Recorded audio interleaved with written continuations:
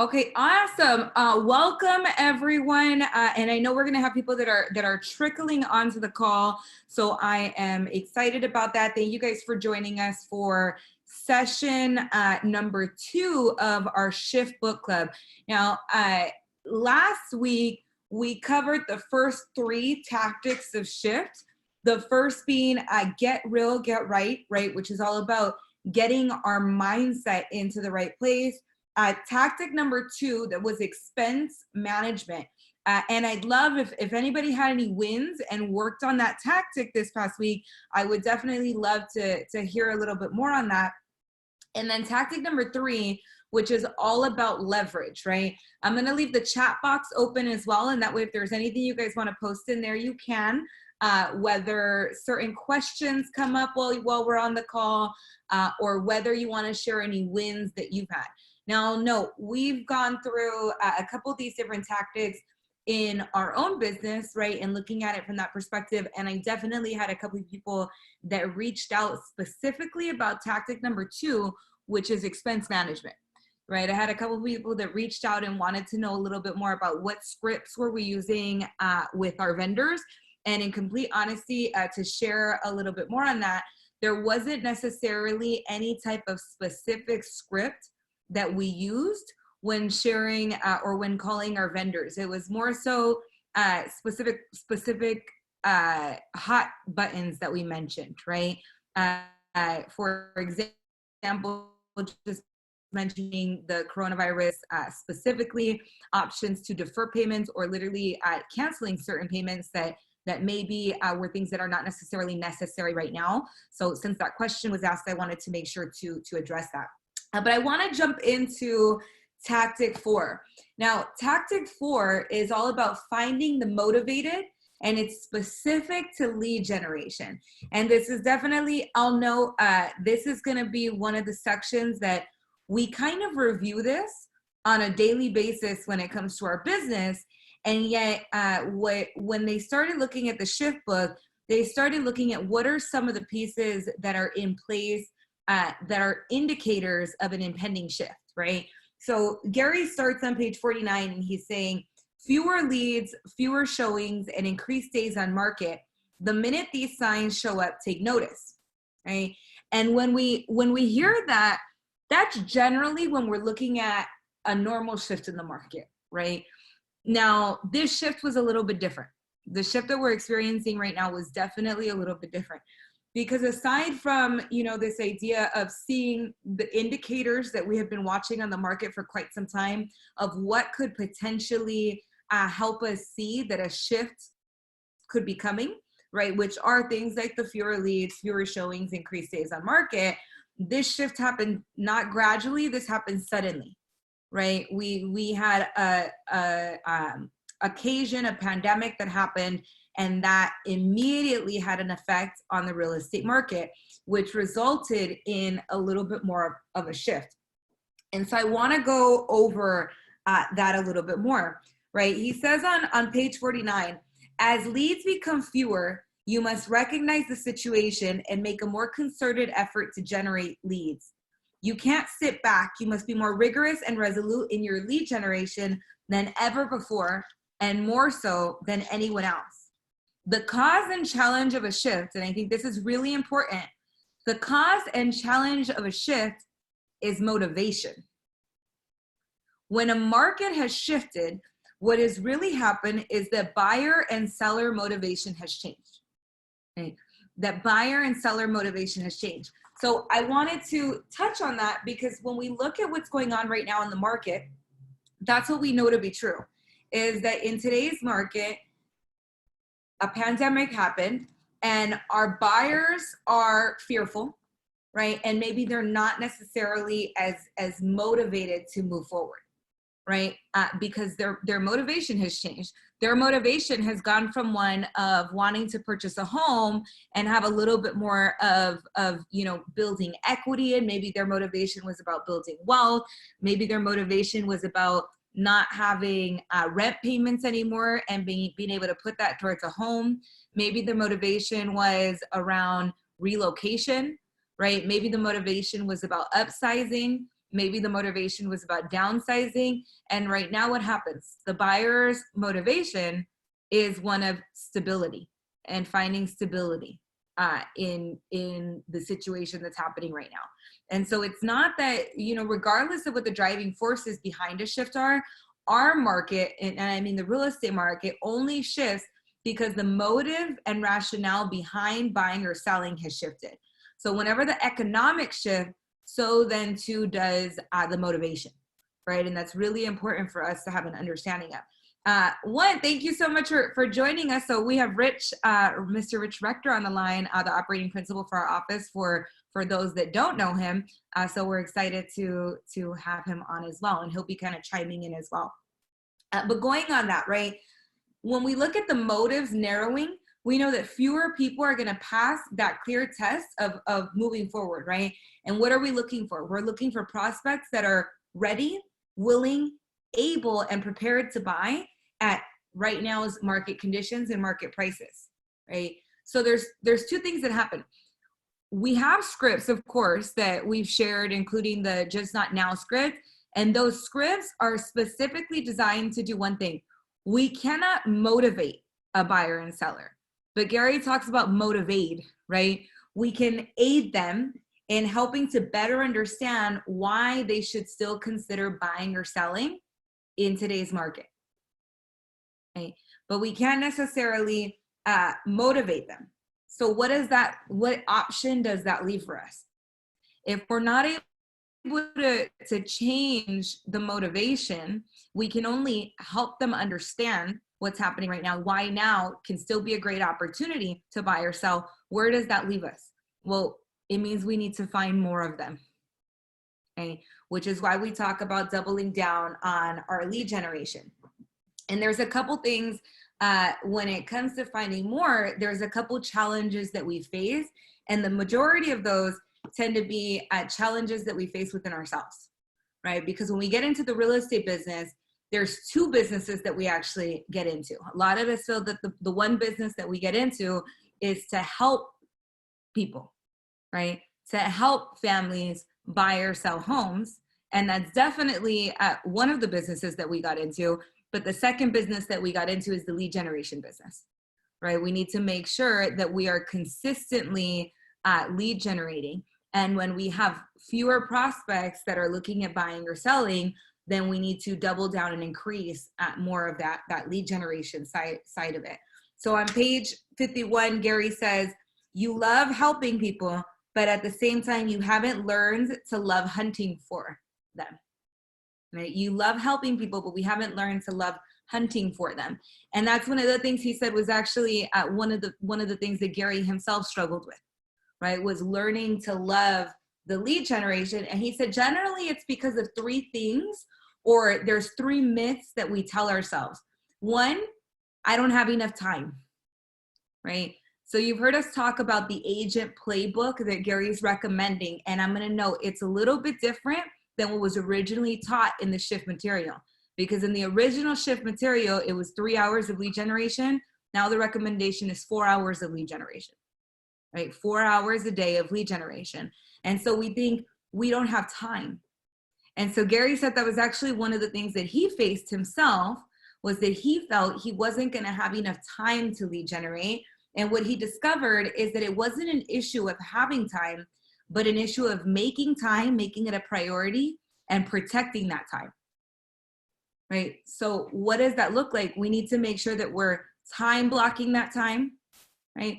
We need to make sure that we're creating a bunker for that time. We need to make sure that we're not only protecting the time, but that we're protecting our energy. So when we talk about, the energy plan is how are we preparing so that we can really stay focused during our lead generation time. So we know who we're going to be calling, right? Do we know what that's going to look like? And so he said the second piece, right, is that first myth that we tell ourselves is I don't have time. The second myth that we tell ourselves is I can't lead generate because I don't know what to say, or because I'm afraid of making mistakes. And there's a lot of people that will experience call reluctance because we get nervous about what is it that we're supposed to say? What is it? What is this? And that's a skill set piece, right? That's about the scripts. What scripts are you using, right? What scripts are you using? And we're going to talk a little bit about the market of the moment in a little bit. But this is that what we need to go after is we need to go after it, because if we're not necessarily, we can use the scripts that are provided, right? The pivot scripts that we're posting that are specific to lead generating during a market shift. So there is no question of what am I going to say, because those scripts are provided, right? Those questions are provided. Do you want to touch on that, Rich? Yeah, so just a couple of things that you said. You're muted, Rich. Am I muted? Can you hear me? We're not getting your volume. I don't know if it's your headset. Can you hear me? Go for it. Can you hear me? Okay. Got me? Okay. So a couple of things that you said, real important. Obviously, that what Gary's covering is we've got a couple things going on. So the shift that you're discussing is a market correction and a shift that we're going to be going into in a hurry because of the worldwide economic conditions that are creating what we're going to see over really in about another 30 days and 60 days. We're really going to see this. So getting prepared and setting up a routine right now is critically important.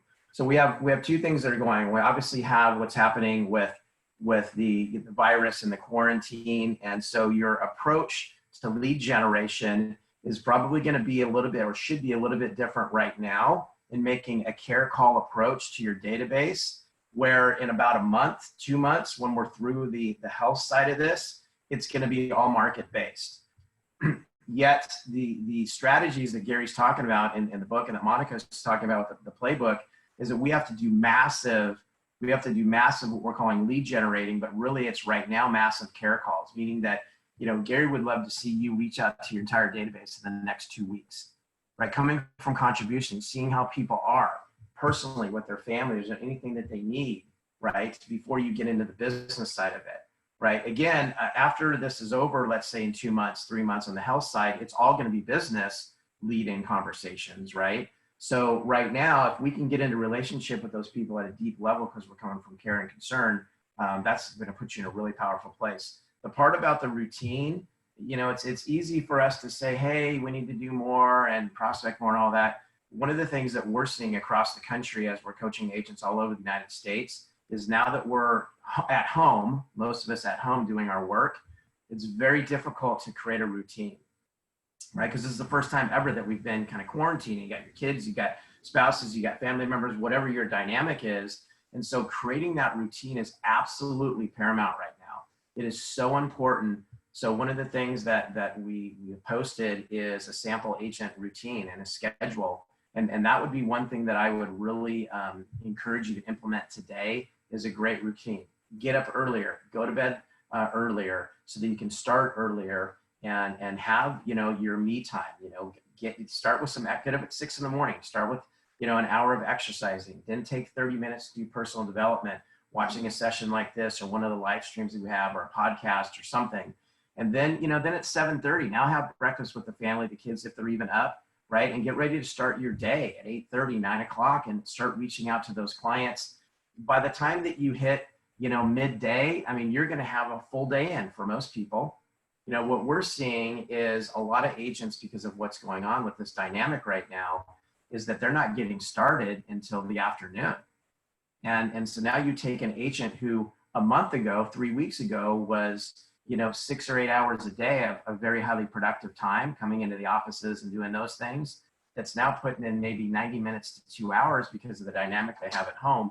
So the faster you can create a routine for yourself is the faster that you're going to not only start feeling good, but start generating business and being able to really start moving yourself forward. Yeah, definitely. That's huge, right? Is that we want to make sure that piece of I don't have time, that piece of I don't have the skill set, is the scripts are there. It's about time blocking around it, right? And the third myth that Gary struggled with, he struggled with 4 things, right? The time, the not feeling like he had the skill set. He said money. He bought into this theme of we have to invest money to make money, when in actuality, what we're talking about is the expense management side and creating revenue through productivity. And so he said lead generation and picking up the phone it's generally the marketing that tends to cost us more money, right? Whereas the lead generation side of it is going to help us to limit our expenses. And the last thing he said is he just plain fought it. So how many people have been on that side of it where we're fighting against, we feel like we don't have the motivation or the discipline. And so Gary said that it's not necessarily about having that specific discipline, that's a myth, that it's about being disciplined in a certain amount of things. It's not about being a disciplined person, right? So we need to have discipline specific to our lead gen. So he talked about taking a couple steps on what this looks like, right? And he said, we need to stop doing what doesn't work. And we're in a very unique situation this time around with some of the restrictions that are out there, because some of us have become very dependent on the forms of lead generation that maybe we had mastered that now we are unable to do, right? Things like open houses.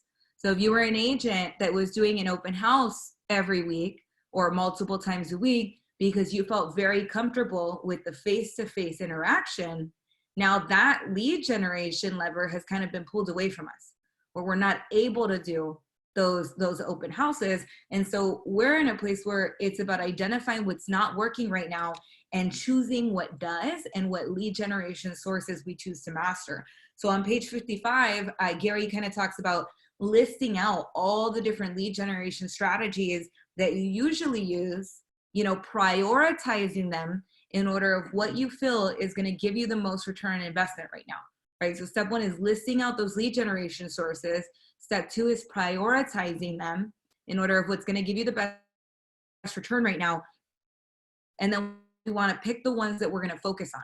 And we've been talking about that with you on focusing on two areas, right? Your past leads, any of your current pending, so your current clients, any of the leads that you have, and your database as being those three areas that we're really focused on.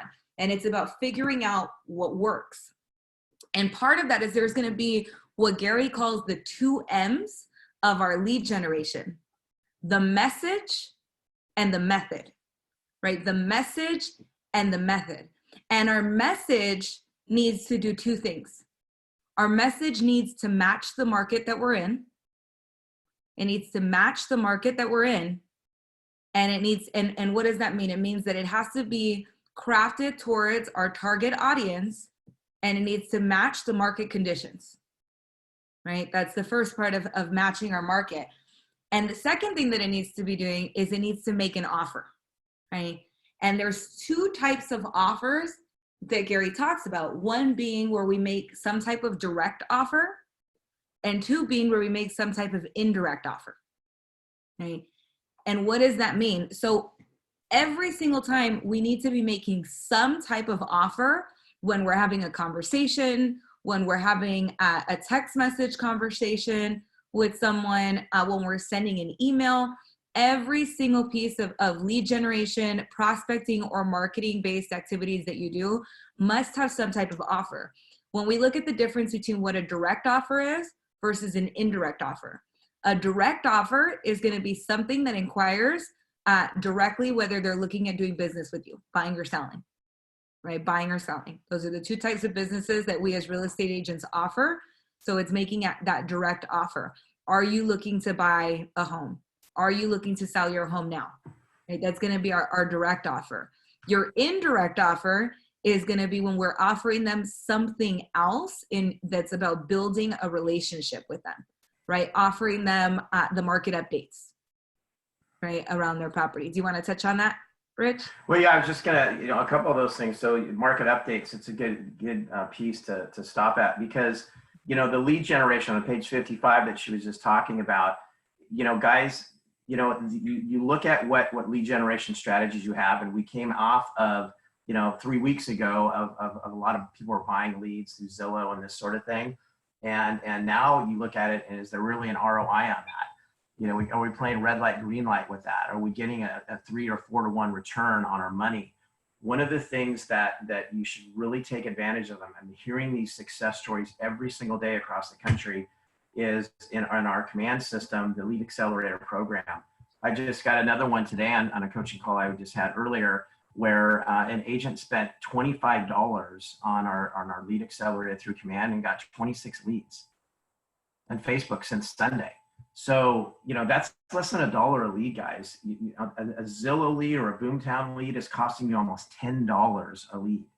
So leverage some of the systems like you're talking about, and now with the smart plans and stuff that will lead generate for you without costing you any money or very little money.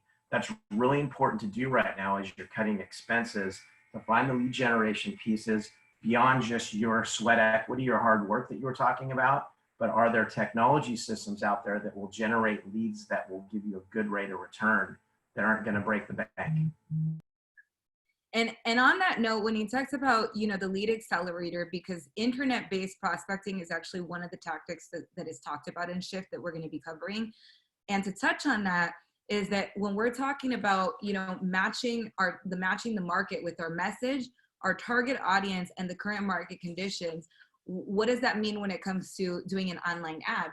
Well, we know that the majority of our prospects right now, our potential clients, are sitting at home with what? Their phone, right? They're sitting at home with their phone and they're playing this game, the scroll game, right? They have the time right now to be at home, to be scrolling on social media. So there's more activity, and it's why the results and the ROI that people are getting on internet lead generation right now is actually increasing, because you have more people that are actually paying attention on mediums like their phone, right? Like being on the computer, like scrolling through social media. And so there's more ability to capture that right now, right? So long as we're matching that message. And again, every single piece of marketing, every single piece of conversation that we have to be making some type of offer. And what Gary talks about, right, is that when we're making an offer, when we're making, and given, guys, I don't want you guys to feel like this is, hey, we're trying to get every single person to buy or sell and move forward right now, right? Where the offer is also about deepening that relationship. It's about providing items of value to them, right? That's our indirect offer that's meant to deepen the relationship. The best way to do it, and what Gary really talks about and dives into, is to pair the two. So what does that look like? Is there something that you're touching base with your client right now and you're able to start maybe with a little bit of an indirect offer? Would you like any market updates? What's keeping you up at night about real estate right now? What type of resources that I could provide for you? Indirect offer, so that we can get some type of response from them, right? And once we've gotten that response, and have you thought of selling your home? Or have you thought of making a purchase, right? And now we're getting an immediate answer on whether they want to buy or sell. Why is that important, right? Is because right now our job is to find more leads that are ready, willing, and able. So if we're not including that type of question as we're going through our prospecting, it doesn't need to be the first question, but if we don't have some type of question in there that is identifying whether they're a potential prospect, then we're going to do our follow-up calls and pieces, but it may take us longer to find the ready, willing, and motivated. And so we want to make sure that we're maximizing the time that we're focused on lead generation right now. Yeah, one of the things too, that given the climate that we're in with the health situation, before you get into real estate questions, you can always just ask them, after you, hey, how are you doing? Everybody okay? Can anything we can do to help you? After you get through that, is thinking about you, that care call, then ask a series of questions before you get into that, which would be, hey, as your real estate professional, I just wanted to reach out and see if there's any questions that you have, right? There's a lot of things happening right now. If you have any questions on interest rates, home equity lines, it just came out today in the news that the new stimulus package may include property tax deductions, property values, any questions you have at all about anything going on relative to real estate. See, if you say that you're coming from contribution, then based on how they respond, then go into what Monica's talking about, which is in the book, because we didn't have this last time with this health situation, where then you can get into being a strategist to help them with their real estate needs. That's huge. One resource that I want to point out to you in the book as well, that I think is going to be really beneficial. I'm not going to go into it too much, but on page 65, there is a list of all the different prospecting methods and all of the different marketing methods. Our goal at the end of the day is that we're including a list of how we can find our most motivated prospects, right? And part of the way that we do that is making sure that we're going through our first list, right? We talked about that, the potential leads that we had collected before everything happened, and making sure, I know we've been harping on this, guys, that this is so, so important, is making sure that we're focused on following up with that first list of all of our leads and prospects, and two, that we're following up with people in our database. And the thing is, right, is what Gary says is quick leads first, more leads second, and lots of leads third, right? Quick leads first, more leads second, lots of leads third. Prospecting tends to uncover motivated leads faster and keeps you in control. That's over marketing, right? When he wrote the Millionaire Real Estate Agent book, what he found is that many people were marketing based and prospecting enhanced. However, in a shifted market, what we know to be true is that your business must be prospecting based, right? It must be prospecting based. And he said, we need to be careful that our behavioral style doesn't betray us, because most agents will fall into two categories: those that like to take action first and those that like to study first. And usually it boils down to one concept, and that's the fear of making a mistake, right? Right now, it's not the time to give into that fear, because you're coming from contribution, especially with some of the scripts that you're going to be utilizing. It's about coming from a place of giving back and making sure that we're doubling down on that lead generation. Urgency is critical. Urgency. I mean, for what you were just talking about, you know, there's no time for you to get ready to get going, to get started. This is a more urgent time than 2008, guys. It's a more urgent time because of what's happened economically to the world stopping, and what that's going to look like 60 to 90 days from now. So we have to get urgent, and that means you need to start reaching out to your people. You need to start doing these tactics right now, because your competition, or, you know, in the community, most of them are getting ready to get started or don't even know what to do to get started and to get ready. And the faster that you can get out and start, you know, pouring into your people and checking on them and doing these things that we're talking about and that Gary talks about, the better position you're going to be when everybody can go back to work. So let's just say that everybody can go back to work in you know, 2 months, let's just say. Okay, I know that they said it's going to be the end of April, but let's just say that it's May. Okay, so you go back to work in May. Imagine if for the next 45 days you really did these things, how much better position you're going to be with your clients when that consumer confidence comes back, because they can go back to work now.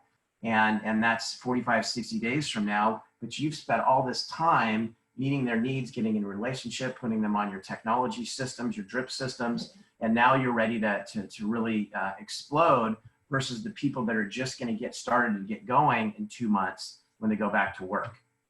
That's a huge piece. That's how you take a massive market share, right? Your unfair share, as they say, is what you do now before everybody starts, you know, doing something. Because there's a lot of people that aren't going to do anything, and unfortunately, there's been a lot of people that aren't going to make it through this, primarily because they're not doing anything.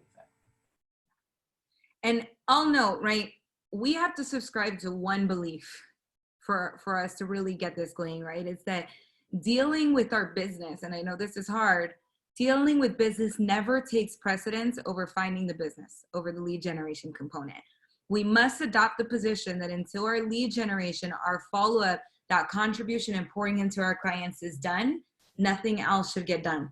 That's one of the hardest things. One of the hardest things that agents struggle with is, one, making sure that we say there's no real estate emergencies, and yet we feel like that's happening a lot right now with our clients, and we're working to solve these different problems, and yet there's no real estate emergency in Gary's mind that takes precedence over making sure that your one thing is done every single day, right? And the second part of that, the second challenge that we struggle with, and he said, it's the biggest challenge you face. It won't be either of the first two issues. It will be doing this, consistently doing lead generation activities over time.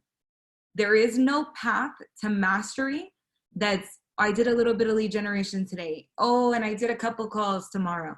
And oh, I did a little bit of this, right? Is we really need to get very consistent about honing into our lead generation time and reaching out to all of our prospects. And so he gives us a bit of a formula to follow.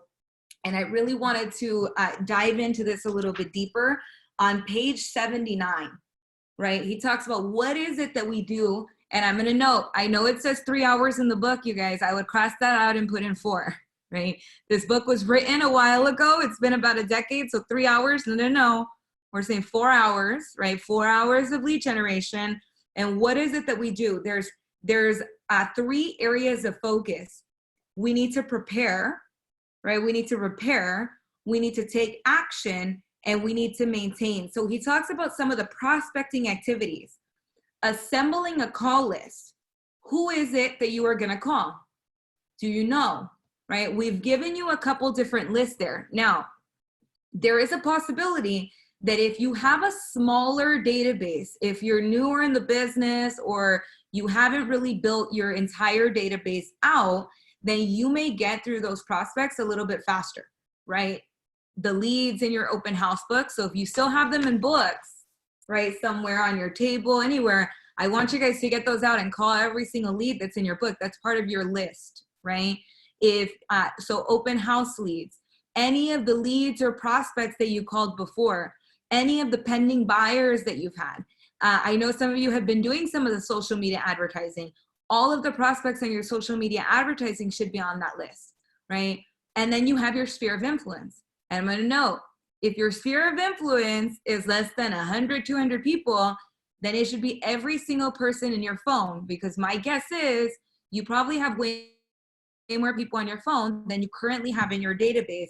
And that's part of your call list. Every single person that you know, we need to get that list assembled, right? Your friends, your family, people you went to school with, if you're a parent, the parents of your kids' classmates, all of those different people are people that are in your sphere and should be in your database that you should be making calls to right now, right? What's that next list that we have, right? What's that next list that we have? Then it might be some of the cold calls and pieces around that, but we want to start first with any of your warm and actual leads that you've had and your sphere of influence in your database. And when I say that, the reason that I harp on sphere is because a lot of times it's not in your database yet, right? It's not in your database yet. And then we want to make sure that in our preparation, we need to be rehearsing our scripts, because what did we say? One of the challenges that we face is the fear of not knowing what to say, right? The fear of not knowing what to say. I will tell you guys right now, I have my script all written right here on my desk that I keep in front of me, right? And that I pull out when I'm making, I'm gonna put that over here, that I keep in front of me, because even if I've gone through a script again and again and again, for me, it's still easier if I have the script in front of me so I could just follow along, right? So print out your scripts, make sure you have them, run through it once before you're making the call. And I highly recommend keeping a notebook next to you and a pen.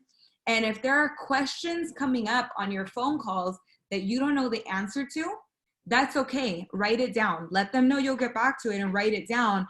And then know if that question comes up again and again and again, then maybe that's something I need to have a prepared answer for, right? Maybe that's something I need to have some type of script prepared around.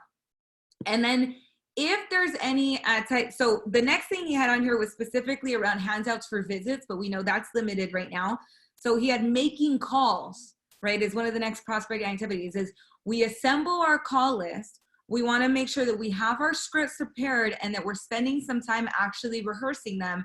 And then we're actually getting on the phones, right? We're going through and making our calls. And then any of the additional type of prospecting activities. So he originally had seeing people and hosting open houses. That's going to be a little bit limited right now, right? Unless you're doing virtual open houses on your listings, which we're definitely seeing those starting to increase as well. So then the next piece is going to be making our follow-up calls, right? Making our follow-up calls, because we also want to make sure that we're following up with our potential clients, anybody else that we have pending, entering the results into our database, right? Entering the results into our database. We need to make sure that whatever communication and contact we're having, that we're also entering those results in, writing our follow-up notes and follow-up tasks, right? Writing our follow-up notes and our follow-up tasks so that we know when to follow up again and that we're using the leverage, right? We talked about that in tactic 3, is finding that leverage and top grading our system. So making sure that we are entering those follow-up tasks, recording your work, tracking results. We want to track the results, right? And I've talked about that before, is that we know that the numbers are going to tell us a story. So if I say, hey, I did lead generation for 4 hours today, and I only talked to 3 people, then I probably didn't do lead generation for 4 hours, right? Now, if all of a sudden I'm saying, hey, I had 40 conversations and I didn't get anybody added into my database, then what do we know to be true? It's probably a script problem. If I had, 100 conversations and I didn't set appointments or whatever that might be, now we need to look at, is it a script conversion problem? Am I asking the right questions? If we have an actual appointment and we have a bunch of appointments and we're not closing any, then we need to look at, is it a presentation problem? Is it a closing problem? What does that look like, right? But the numbers are going to tell us a story. So we need to make sure we're tracking our results, we're scheduling and calendaring our activities, and we're fulfilling our promises. So if we promise to call someone back, if we promise to follow up with somebody, we need to make sure that's on there, right? That's specifically our prospecting activities that we're doing. Rich, do you want to touch on that before we move into some of the marketing pieces? That's okay. I just wanted to point out, you guys, because obviously I recognize just about everybody on the call here. That's why you want to use the command system, because it does all that for you. Right. I know that a lot of you were probably checking out when you were thinking like, oh yeah, tracking this, tracking that.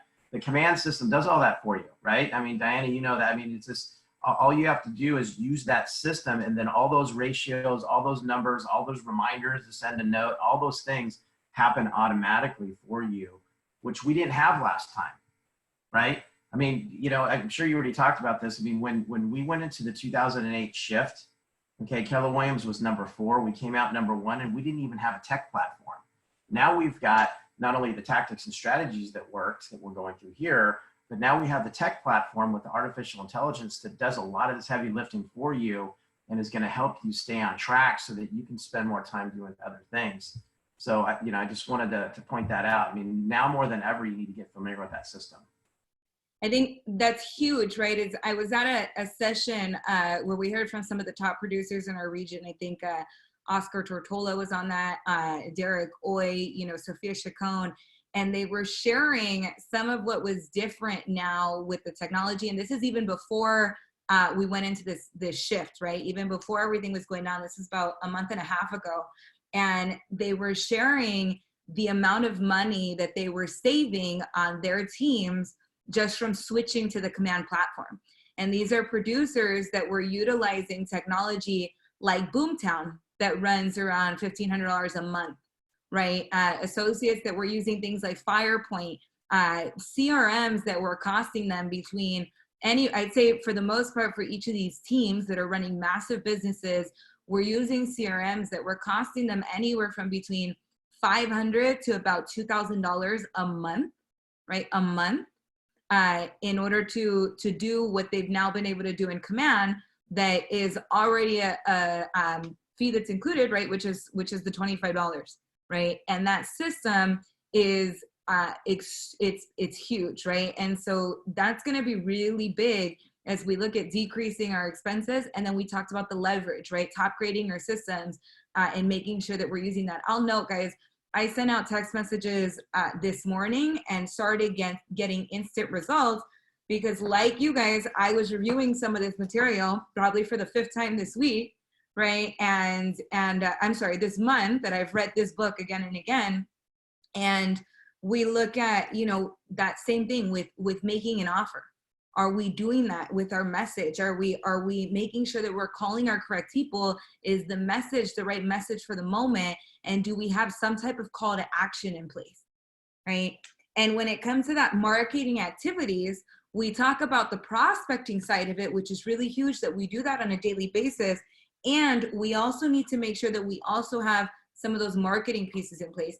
I'm going to note the one thing that I wanted to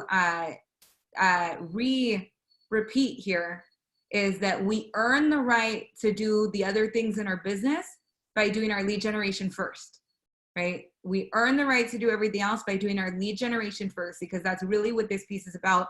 And we still also need to make sure we're doing some of those other things in our business. That's making sure that we have, if we're doing any type of mailing list, you know, if there's any emails that's going out, right? Aside from the automated emails that your clients should already be getting, right? The 2 emails, the one every other week, the biweekly neighborhood nurture that they should already be getting, or if they're a buyer, that save search campaign where they're getting updates about listings that meet their criteria, right? Then we also want to make sure we have our agent website set up so that clients can go and search there. Are we sharing that mobile app with them, right? So that they can search for properties on the mobile app, because what did I say they're doing? They're sitting at home and they're scrolling on their phones, right? So we want to make sure that we're including that piece in there. Do we have also, you know, is there any type of newsletter that we're looking at sending out? Are there any social media posts that we're doing? Because the other thing that Gary talked about, and I think that this is really important, right, is we look at this market of the moment, and we look at being educated on what's going on for our market. Is there's 2 things that happen right now. One is that we are connecting with our database, and we're showing ourselves to be a resource for them. But are we showing ourselves to also be that local expert for them? Are we the person that they know has the answers for them? Are we giving them the information that they need? So we talked this morning on our 9 a.m. call about calling our homeowners and those that, you know, those potential sellers, and sharing with them some tactics literally around negotiating their mortgage payments and knowing what to look for when they're talking with their mortgage providers, right? And that doesn't necessarily have to do with the sale, but it's positioning you as that resource, that local expert of choice for them. So it's going to be super, super important, right? Is that we need to be putting ourselves directly in the path of business by being the person that is connecting with them as much as possible right now, right? Just the way that all of the vendors that we work with are doing. And I mean, you know, how many of you have gotten emails recently from some of your local service providers? So I'll note, just scrolling social media or looking through my emails the past couple of days, I've gotten a handful of emails from maybe local restaurants that I didn't even know I was subscribed to their mailing list. And so all of a sudden now I'm getting marketing or the message of the moment that's offering, you know, free delivery, that's offering discounts, right? That's offering something in order for me to continue to do business with them, right? In order to continue to do business with them, because they want to be that local resource of choice. Or I've seen a lot of my local vendors that I'm getting emails or texts about saying, hey, if you do this, if you shop with us, we're going to be donating to this cause that's affected by the coronavirus. Or we go into our local markets, and what do we see on the wall? We see notices about some of the safety precautions that they're taking in order for us to be to feel safer going in, right? They're creating and cultivating a message that is strategic to target to us, right? Their market of the moment. So how is it that you're doing that? What are you doing in your business, right? Are you looking at what's going on in the market? Are you staying up to date? The 9 a.m. calls are really important because we talk about some of the things that are going on in the industry. Why? Specifically so that you can position yourself as that expert. Not just so that you know, what are some of the activities I should be doing today, but what are some of the updates that my clients need to know about, that I can now take this message, repurpose it for my clients and be able to share them with them. And that's going to be so huge, right? That's going to be so huge. And so I'd love to know, that's really going to be the big piece when it comes to lead generation. It's one that we're making sure that we're time blocking those 4 hours a day and we're protecting that time, right? Making sure we're cultivating the correct message, right? and that we're delivering that on multiple avenues, making sure that every time we have any type of messaging with our client, any type of prospecting activity, that we're making some type of offer, right? And if we're not comfortable making an immediate direct offer, that we're combining the indirect offer with the direct offer, right? And three, that and really that we're not letting ourselves get in our own way right now. Because that's the biggest challenge that we have, is really making sure that we are not necessarily, we don't necessarily have to be disciplined in everything, but we need to master discipline of lead generation specifically, right? Of lead generation specifically. What questions, ahas, comments do you guys have? And let me unmute you really quickly. Where's my mouse? Right there. Okay, what questions, comments, ahas? Hello, Monica. Yes, we can hear you, Miss Claudia. Okay, I see that we have some newer agents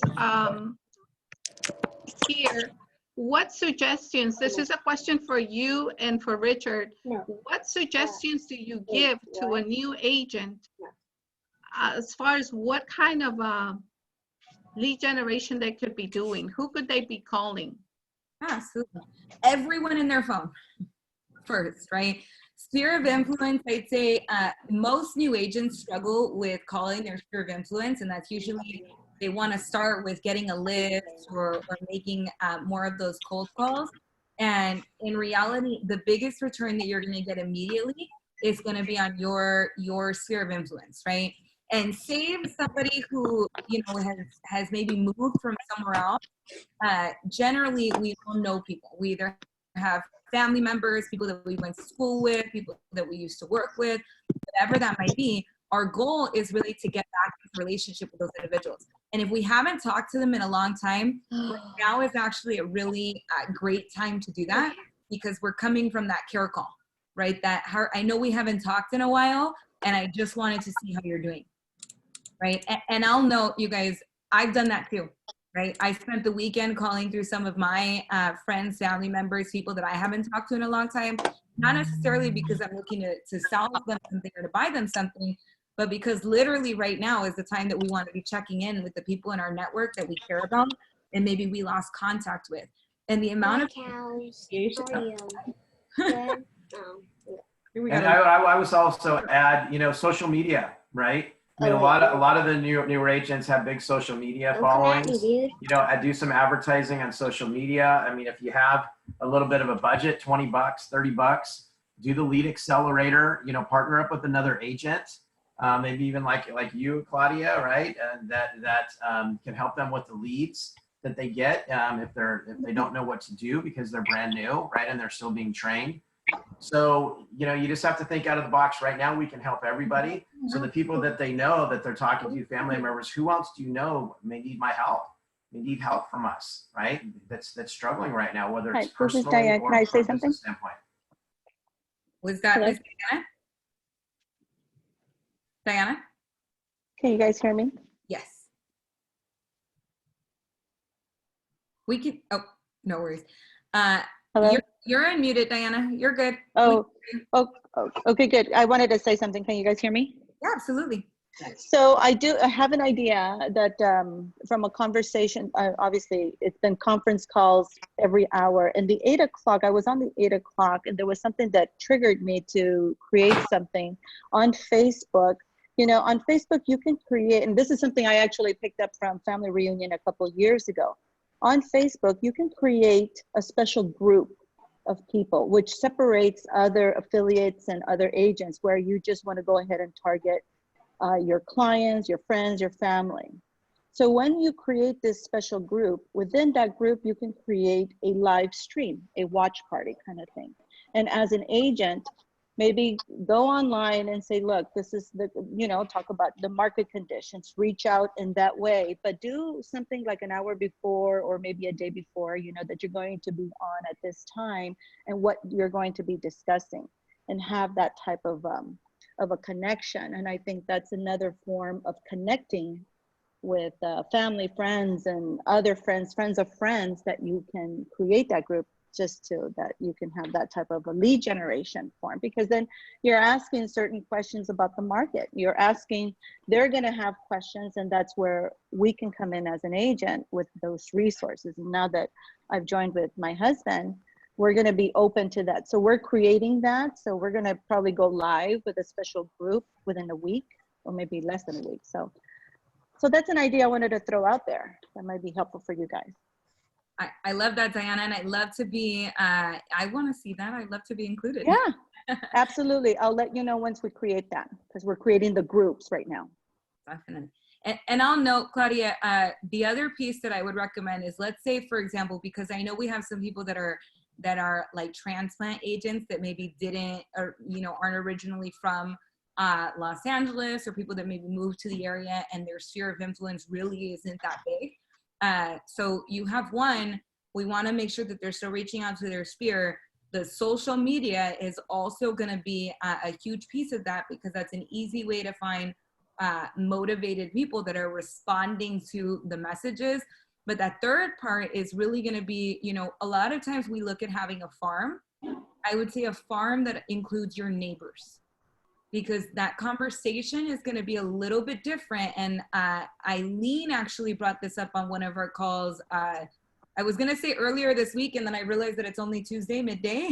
So it might have been, I don't know if it was yesterday or last week, that she brought up that one of the things that she was doing was calling her neighbors specifically, right? In that conversation, when she was starting and we were going over a little bit of the script that she shared, what she's using a lot of the same scripts, the pivot scripts.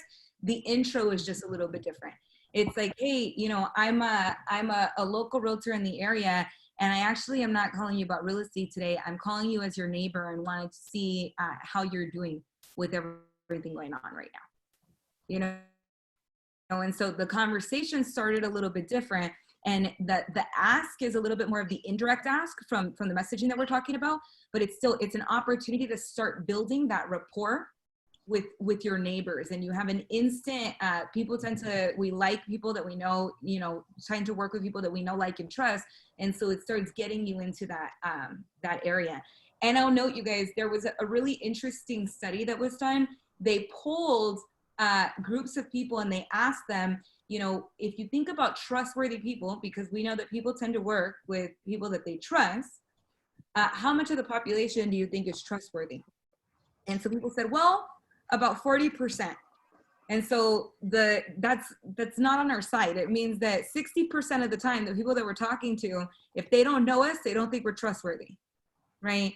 And then they said, well, if you were thinking about, you know, people that you know, people that are in your network, people that you talk to, now, how many of those people do you think are trustworthy? And it shoots up to between 70 to 80%, right? Well, I think 70 to 80% of the people that I know are trustworthy. So our goal is that we want people to consider us trustworthy. We need to build that trustworthy relationship. So we need to get out of the group of people I don't know, because we have an automatic advantage once they know us, right? Once they know it, that's going to be huge. That was a great question, Claudia. Other questions that you guys have? Before, I want to give some quick ideas of what are some of the lead generation things we could be doing outside of just this one piece right now, right? Where we talked about database and those pieces. And okay, no worries. So one other that I wanted to share as well, that I think I heard this from someone else. And so, you know, I'm all about R&D, right? Is making sure that we're utilizing some of the tactics that are working right now. As you're calling for your leads, one of the unique opportunities that has been presented right now is that we were in a market literally just last month where buyers were having a very difficult time getting into their dream homes because of competition, right? Because of the competition in the market. And what I mean is that we've been battling through a market where we're in multiple offer situations, right? And now we know that we're in a market where agents have to be very skilled at problem solving and bulletproofing their transactions, and not everyone is in that boat, right? So if you have buyers that are ready, willing, and motivated, they were being outpriced. They weren't able to battle against the competition beforehand. Right now might be an amazing time to get them into a home that they really love, right? Why? Because right now is a great time to call the listing agents, even if a property is under contract, right? Even if a property is under contract, I know there's agents out there that are literally calling listing agents on homes that they had submitted offers for, got them priced out, and said, hey, I was just calling because I know that the market is a little bit challenging right now, and I know that you're in escrow, and I wanted to see, you know, how solid is the deal, or are you looking for other options right now? Because we would love to be first position backup. How many Right. listing agents would love that? Yeah. I mean, everybody would love that. So that's a great strategy. I mean, you guys, you know better than I'm hearing it all over the place. There's huge concessions being made right now already. I mean, there's sellers that do not want to lose this transaction. And I had one 2 days ago, $50,000. They dropped their price so that the deal wouldn't be lost. So if you have somebody that wants to buy, wants to take advantage of the interest rates, to take advantage of you know, needs to move, you know, market that buyer, right? To your point. Yeah, that's huge, right? Is that and talk to your buyers about that, because that may move them. I mean, I talked to somebody about that yesterday, and the first thing they did is they went and called all their buyers that were having a hard time getting into the home of their dreams, and they started calling some of those past listings, and now those buyers are active this week where they had not really been able to do anything yesterday, right? And now those buyers are eager to go see homes or view homes virtually even before they're faced with immense competition on the market, because they feel like they're in a really unique place to be able to get that home of their dreams. That's huge right now, right? Yeah. Would a seller be willing to give a credit that would cover 3 months of a mortgage payment for a new buyer? That's pretty enticing for a buyer, right? It's the same thing. It's just a number, right? So that's huge, right? Is making sure that we're looking at what are some of the creative things that we can be doing from a lead generation perspective, right? What are some of the and that's the thing too, is that we want to make sure that we're being creative around not just bulletproofing our transactions, but how can we bulletproof our buyers? How can we bulletproof our listings, right? Our sellers? How can we entice more people to actually look at properties? If you have a listing right now, doing a virtual tour is going to be huge. I saw an event go live on Facebook yesterday that was promoting a virtual open house, right? And they were promoting the date and time of the virtual open house through a Facebook event. And now it was basically going to be a Facebook Live in the Facebook event that they're promoting, right? And so they scheduled it. They had the time of exactly when it's going to happen, and then invited all of their potential prospects and marketed it, right? And that's another lead generation technique. So we want to be very, very, you know, we want to use some of those things. And we know video is going to be huge on helping to generate more leads. So we want to make sure that that's part of what we're incorporating in, right? If you have a you know, a good plan around that and virtual open houses and some strategies like we've been talking about, what about just targeting some of the canceled listings? There's been a lot of listings that have canceled because of all this, and calling them to let them know that you've got a strategy on how to market their property virtually, and that you're connecting with people all across the country that are making this thing work. Let's give it a shot. They got nothing to lose, even if it's a 30-day listing. I mean, go for it, right? I've got a couple quotes. I know you're getting tight on time. I have a couple quotes that I wanted to share before you end, Monica. So I'll just Absolutely let you finish up. No, go ahead. You Okay. can put with some quotes, and then I'll assign the next pages. Okay. All right. So a couple things that I've been posting on my social media platforms, different quotes, and I just wanted to share a few with you, and I'll end with the last one from Gary Keller. So first one is, if you want to live your biggest life, then you have to do things you don't want to do. Change is inevitable. Participation is optional. Stop getting distracted by the things that have nothing to do with your goals. Live outside your comfort zone. Are you making time count, or are you just counting time?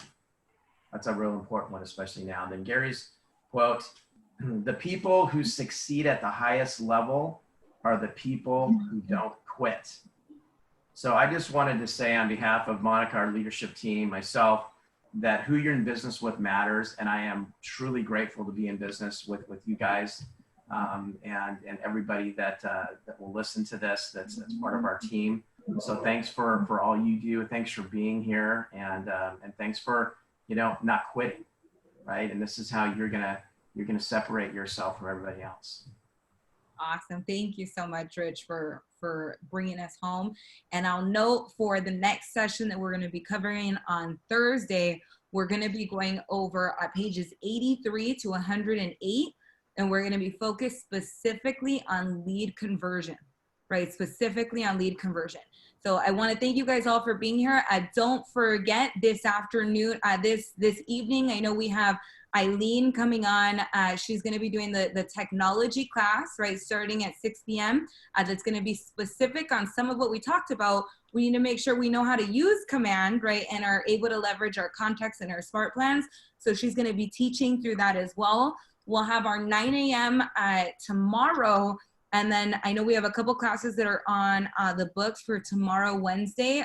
And then I wanted to highlight, in addition to book club that we're going to be doing again on Thursday, talking specifically on lead conversion, we're actually going to be having a webinar at 10:30 a.m. in the morning with myself and Rich. That's going to be strictly webinar style. So it's going to be a little bit different. And we're going to go through specific, kind of like a cheat sheet tactics for thriving during uncertain times, right? So it's going to be some business strategies that we're hearing from some of the top producers that are out there that we'll be sharing with you guys as well. So it'll be a little bit different than this session, but we look forward to seeing you on there. We still got some hours in the day and some daylight out, so we can keep on that lead generation, right? So if you haven't gotten through your 4 hours yet today, there's still time. There's still time, right? We'll talk to you soon. And if there's anything that you need, please reach out to us. Bye, guys.